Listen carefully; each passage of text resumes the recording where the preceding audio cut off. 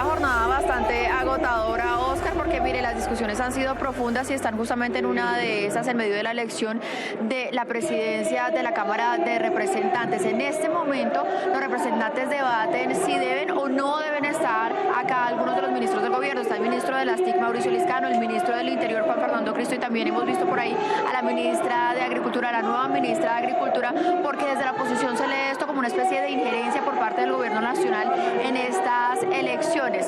Sin embargo, Oscar, hay que decir que hace ya algunos minutos, un poco más de una hora y media, terminó el discurso del presidente Gustavo Petro en medio de la instalación de este Congreso. Arrancó su discurso pidiéndole perdón a Colombia y diciendo que él acepta la responsabilidad política por todo lo que ha pasado en el escándalo de corrupción de la Unidad Nacional de Gestión del Riesgo.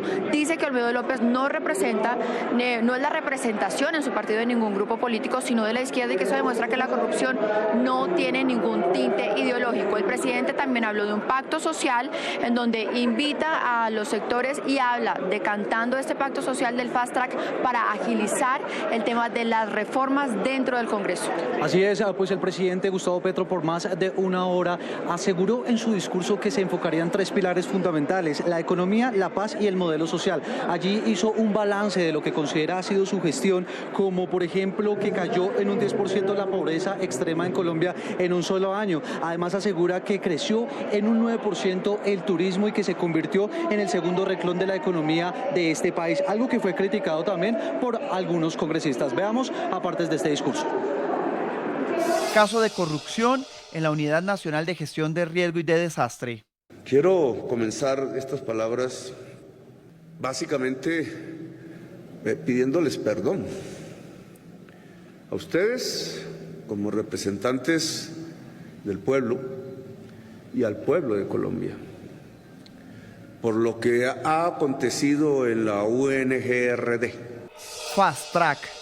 Vamos a presentar aquí un paquete de normas de cambio de leyes que agilicen la ejecución del acuerdo de paz con la FARC. Traeremos artículos de la reforma agraria. Traeremos la transformación de la Agencia Nacional de Tierras si es de ley. Y si es de decreto, pues lo decretaré yo mismo. Traeremos las posibilidades de aumentar la inversión forzosa para la agricultura en Colombia, para la vivienda y para la industria de exportación y la industria de la economía popular. Acuerdo nacional. Es entre nosotros, claro, y es con el pueblo. No es un acuerdo para ver cómo se detienen las reformas del gobierno.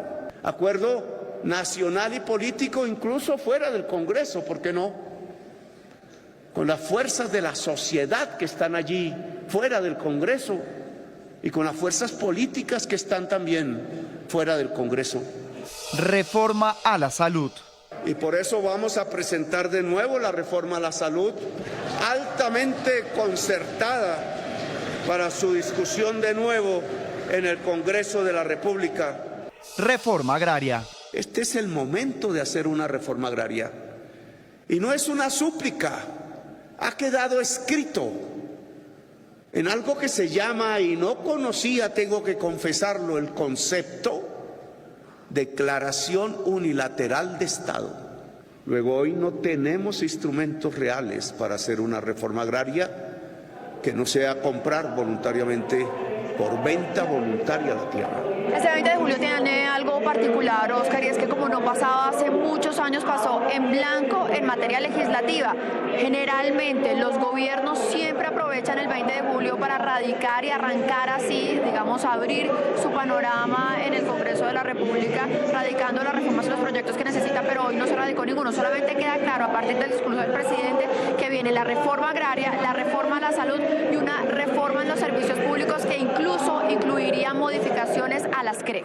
Sin embargo, pero hablemos ahora de los discursos de la oposición. Sin embargo, también dicen los ministros, incluido el ministro Juan Fernando Cristo, que todo debe tener un consenso. Pues como usted lo dice, Maritza, a su vez, o posterior al discurso del presidente Gustavo Petro, hablaron varios miembros de la oposición. Fueron bastantes, diría yo. David Luna, del Partido Cambio Radical, Miguel Uribe, del Centro Democrático, también está Daniel Carvalho y Marelen González, de la Liga Gobernantes Anticorrupción. Una frase que pronunció David Luna, dice: las masacres, secuestros y líderes sociales, así como los firmantes de paz, nos interesan. Esto fue parte de lo que dijo la oposición. Reacciones al discurso del presidente. Mientras usted viaja por Europa o por las calles de Panamá, mientras usted derrocha los impuestos de los colombianos, haciendo eventos innecesarios y dándose lujos personales, las familias colombianas no llegan al final del mes por el alto costo de la vida. Y cuando usted habla de eficiencia, yo me pregunto, ¿eficiencia fue perder los Juegos Panamericanos? ¿Eficiencia es tener la más baja ejecución presupuestal?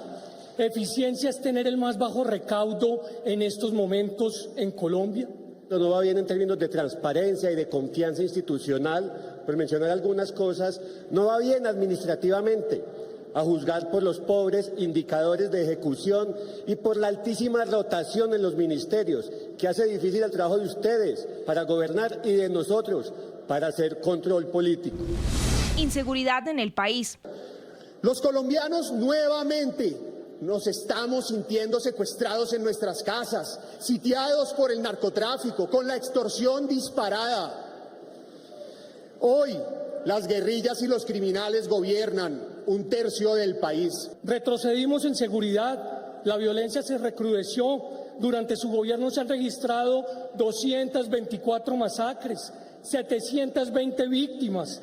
El 2023, desde hace 14 años, es el más presente en materia de secuestros.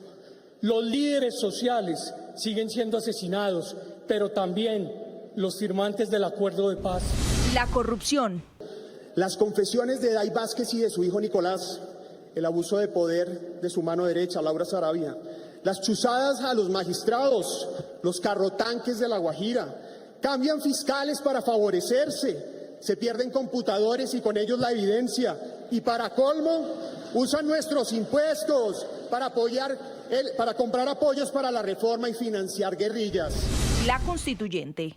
Mientras usted habla de constituyente, en Norte Santander ruegan infraestructura para desarrollar el campo.